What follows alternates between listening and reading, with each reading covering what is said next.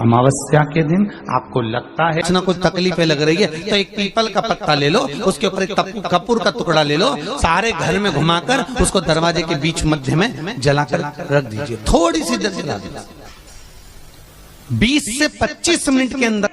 स्वयं गुरु बाबा कहते हैं, राम सुनो, यदि कोई आरती में पूजन में घर में एक कपूर का टुकड़ा आरती के बाद में जब समर्पित करेगा तो उसको अश्वमेध यज्ञ का पुण्य प्राप्त हो जाएगा। अश्वमेध यज्ञ के पुण्य को पाने के लिए कपूर का टुकड़ा आज भी आरती में जलाया जाएगा, आज भी।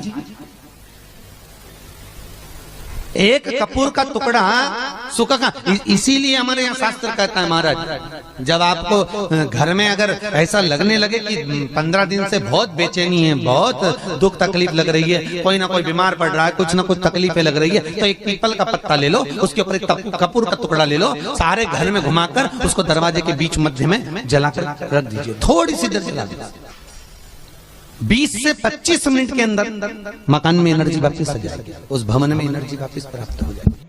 अमावस्या के दिन आपको लगता है कि हमारे पूर्वजों का उद्धार नहीं हुआ, हमारे पूर्वजों का कल्याण नहीं हुआ, कहीं अधोगति में कोई चला गया है, उसका बस एक बार, रोज नहीं जरूरत है, प्रतिदिन जरूरत ही नहीं,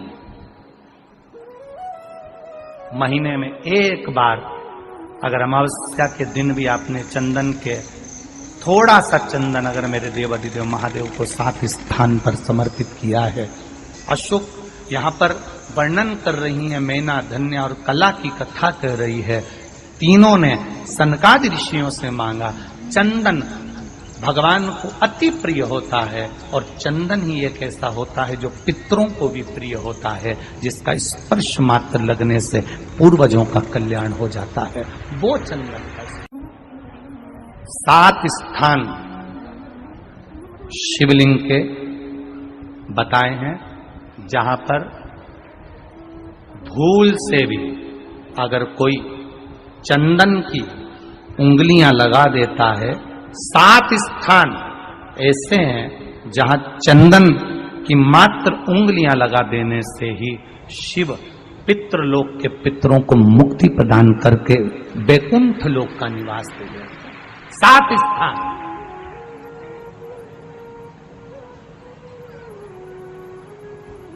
और वो 7 स्थान जो चंदन के बताए गए हैं, पहला भगवान देवाधिदेव महादेव के शिवलिंग पर चंदन का लेपन।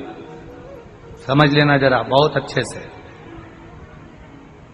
आपको लगता है स्वप्न में कोई मुर्दे दिख रहे हैं, या कोई जल रहा है, या कोई मर रहा है, या कोई चला गया है, ऐसा भय लगता है।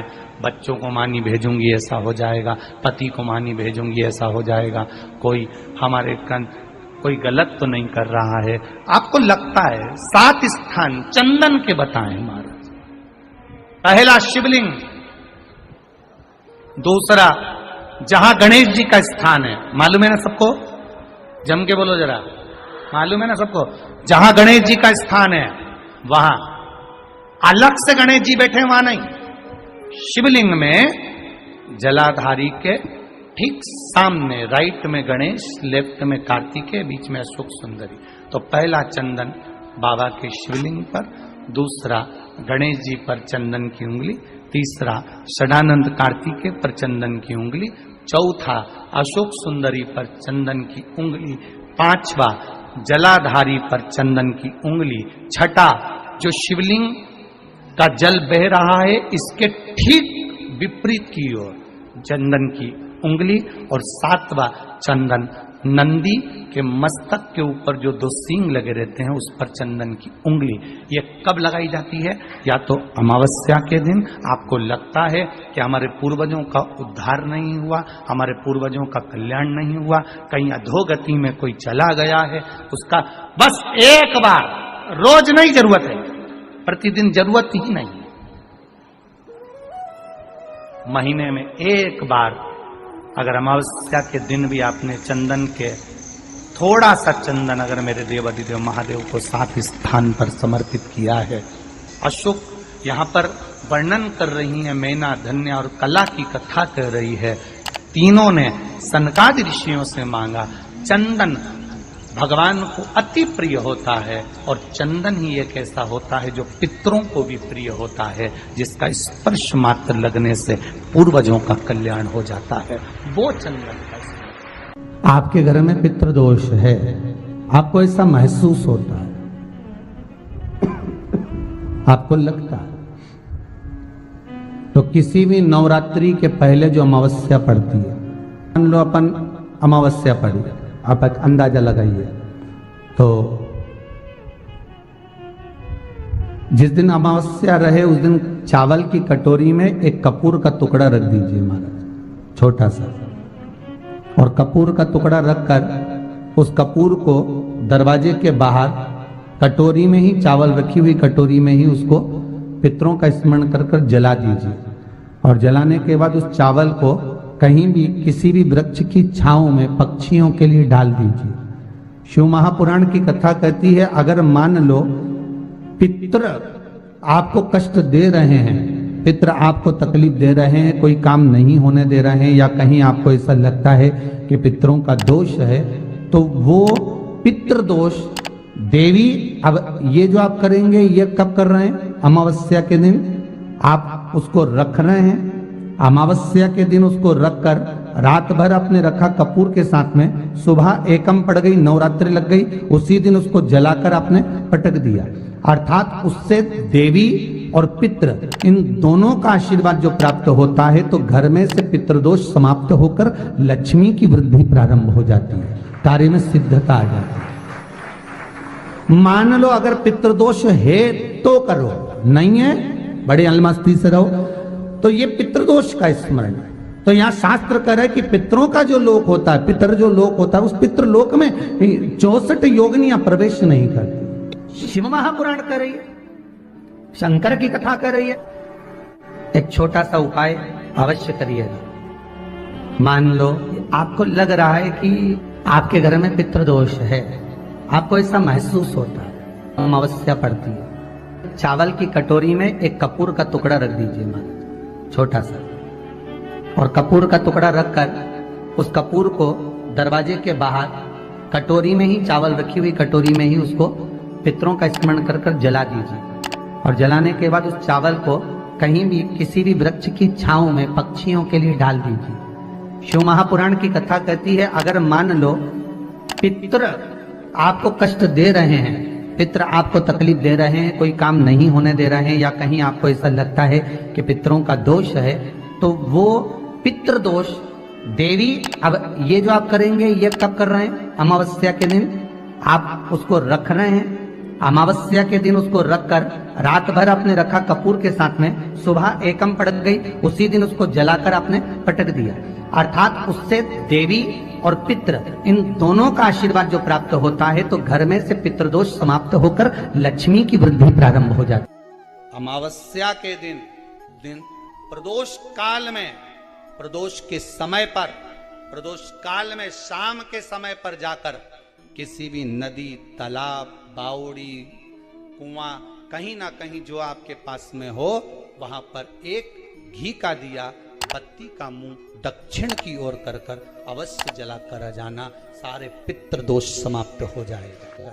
अगर नदी, तालाब, बावड़ी, कुआं नहीं है तो पीपल का वृक्ष हो या बेलपत्री का वृक्ष हो या बट का वृक्ष हो, उसके नीचे लगा दो प्रदोष काल में। पर अमावस्या के दिन लगाएं जरूर। क्यों? क्योंकि अमावस्या 16 दिन तक पितृ मृत्यु लोक में आने के बाद में भोजन ग्रहण करते हैं। अमावस्या के दिन पितृ शाम के समय प्रदोष काल में शंकर भगवान का नाम जाप कर कर नदी, तालाब, बावड़ी पर पानी पीने जाते हैं। वहां से जल का आचमन कर कर पितृ अपने लोक को चले जाते हैं प्रदोष काल के समय पर। इसलिए प्रदोष काल में जलाशय के पास में बावड़ी, कुआं, नदी, तालाब के किनारे पर दिया लगाया जाता है दक्षिण की ओर मुख कर कर बत्ती का, तो पितृ आशीर्वाद देते हुए जाते हैं कि फलो फूलो, आगे बढ़ो, उन्नति करो, तरक्की करो। ये पितरों का आशीर्वाद रहता है, पितरों का वर रहता है। आप देंगे, कुछ करा ना करा, फिर अमावस्या के दिन उस दिन दिया दक्षिण की ओर बाती का मुख कर कर। 7 स्थान ऐसे हैं जहां चंदन की मात्र उंगलियां लगा देने से ही शिव पितृलोक के पितरों को मुक्ति प्रदान करके वैकुंठ लोक का निवास दे रहे 7 स्थान, और वो 7 स्थान जो चंदन के बताए गए। पहला, भगवान देवाधिदेव महादेव के शिवलिंग पर चंदन का लेपन। समझ लेना जरा बहुत अच्छे से। आपको लगता है स्वप्न में कोई मुर्दे दिख रहे हैं, या कोई जल रहा है, या कोई मर रहा है, या कोई चला गया है, ऐसा भय लगता है। बच्चों को मानी भेजूंगी ऐसा हो जाएगा। जिनके यहाँ पितृदोष होता है, काल सर्प दोष होता है, वास्तु दोष होता है, उनको ज्यादा कुछ नहीं करना होना। महाराज एक बेल का फल लीजिए, उसके अंदर का जो गुर्दा होता है, अंदर का जो भाग होता है, उसको निकाल लीजिए, और उस बेल के फल में आटा सेक कर उसमें शक्कर मिलाकर उसको उसके अंदर भर लीजिए। अमावस्या के दिन सुबह 10 बजे से पहले उसको अपने घर में घुमाने के बाद में जिसको काल सर्प दोष बताया है, पितृदोष बताया है, या वास्तु दोष का स्मरण बताया है, घर में सब दूर घुमाकर अपने परिवार का हाथ का स्पर्श कराकर पीपल के पेड़ के नीचे खड्डा खोदकर उस बेलपत्र के उस फल को दाब दीजिए। महाराज केवल एक अमावस्या करना रहता है, पितरों के दोष से मुक्ति मिलती है और हमारे घर के कार्य सफल होना प्रारंभ हो जाए। पति को मानी भेजूंगी ऐसा हो जाएगा। कोई हमारे कोई गलत तो नहीं कर रहा है। आपको लगता है 7 स्थान चंदन के बताएं, बाबा के शिवलिंग पर, दूसरा गणेश जी पर चंदन की उंगली, तीसरा षडानंद कार्तिकेय पर चंदन की उंगली, चौथा अशोक सुंदरी पर चंदन की उंगली, 5वां जलाधारी पर चंदन की उंगली, छठा जो शिवलिंग का जल बह रहा है इसके ठीक विपरीत की ओर चंदन की उंगली, और 7वां चंदन नंदी के मस्तक के ऊपर जो 2 सींग लगे रहते हैं उस पर चंदन की उंगली। ये कब लगाई जाती है? या तो अमावस्या के दिन। आपको लगता है कि हमारे पूर्वजों का उद्धार नहीं हुआ, हमारे पूर्वजों का कल्याण नहीं हुआ, कहीं अधोगति में कोई चला गया है, उसका बस एक बार, रोज नहीं जरूरत है, 4 दिन दुकान अच्छी चले, बाकी के समय बैठना पड़े, समझ लेना पितृदोष। घर में बच्चे चिड़चिड़े हो जाए, गलत संगति में डूब जाए, समझ लो चिड़चिड़ हो रहे हैं, पितृदोष। घर के बच्चे माता पिता का आदर न करें, सम्मान न करें, तेज आवाज में बात करें, समझ लो पितृदोष। पितृदोष मालूम पड़े। और इतने से भी अगर आप नहीं समझ सकते, परिवार का कोई एक व्यक्ति जब जब भोजन करने बैठे तब तब उसकी थाली में बाल आए, भले वो होटल में खाए तो भी बाल आ जाए, वो कहीं खाना खा रहा है तो बाल आ जाए। 8-15 दिन में, 4 दिन में, 3 दिन में, 2 दिन में, 6 दिन में आपकी थाली के भोजन में अगर बाल निकल रहा है, केश निकल रहा है, समझ लेना कि पितृ आपसे कुछ मांग रहे हैं, पितृ आपसे कुछ चाहते हैं। महाराज एक बेल का फल लीजिए। क्या लेना है? बेल का फल, बेलपत्री का जो फल होता है उसको ले लो, उसके अंदर का जो गुर्दा होता है, अंदर का जो भाग होता है, उसको निकाल लीजिए, और उस बेल के फल में आटा सेक कर उसमें शक्कर मिलाकर उसको के अंदर भर लीजिए। अमावस्या के दिन सुबह 10 बजे से पहले उस बेल फल में जिसमें तुमने पंजेरी भरी है, आटा सेक कर भरा है शक्कर के साथ में, उसको अपने घर में घुमाने के बाद में जिसको काल सर्प दोष बताया है, पितृदोष बताया है, या वास्तु दोष का स्मरण बताया है, घर में सब दूर घुमाकर अपने परिवार का हाथ का स्पर्श कराकर पीपल के पेड़ के नीचे तक खड्डा खोदकर उस बेलपत्र के उस फल को दाब दीजिए। महाराज केवल एक अमावस्या करना रहता है, पितरों के दोष से मुक्ति मिलती है और हमारे घर के कार्य सफल होना प्रारंभ हो जाते हैं। कार्य की सफलता होती है, कार्य में सफलता प्राप्त होने लगती है। हम तो कई बार कहते हैं महाराज जी, अगर ऐसा लगे किसी औषधि को आप ले रहे हैं, मालूम पड़े कि औषधि आपको लग नहीं रही है, शिव महापुराण की कथा करेंगे, मान लो औषधि आपको नहीं लग रही, आपने औषधि बहुत दिनों से ले रहे हो, कोई दवाई, मान लो आप किसी भी दवाई को ग्रहण कर रहे हैं और वो औषधि लगी नहीं रही है, वो शरीर को लगी नहीं पा रही और आप ठीक ही नहीं हो पा रहे, 15 दिन हो गए, 8 दिन हो गए, बताओ, उतना की उतना ही कैटरीना है, उतना ही उतना अपना भरा हुआ, वही की वही लीवर, वही की वही किडनी, वही की वही स्मरण, सभी कुछ वही वही है, उतना की उतना ही। बीपी भी ऊंचा नीचा चल रहा है पर लेवल में नहीं आ रहा, शुगर भी लेवल में नहीं आ रही, तो प्रयास करा करो महाराज, बेलपत्री के फल का जो गुर्दा है, अंदर का जो भाग है फल का, उसको पानी में गला लीजिए और प्रदोष कम से कम प्रदोष नहीं हो और बीमारी जरा दवाई लगी नहीं रही हो तो बिना प्रदोष के भी कर सकते हो। उसको पानी में गलाइए आधा घंटा पानी में। जैसे आपको सुबह मंदिर जाना है 10 बजे, तो सुबह स्नान कर कम से कम 6:30-7 बजे उसको पानी में गला दीजिए और उस बेले के फल का गुर्दा से गला हुआ पानी शिव जी को ले जाकर समर्पित कर दीजिए। महाराज उस पानी में से थोड़ा सा 1 चम्मच पानी शिव जी पे चढ़ा हुआ लेकर आ जाइए। उस पानी को जो बीमार व्यक्ति है उसको औषधि देने से पहले मात्र आधी चम्मच से भी आधा चम्मच उसको दे दीजिए। भगवान शंकर का श्री शिवाय नमस्तुभ्यम का जाप कर उस पानी को देने के बाद अगर आप औषधि देंगे तो ये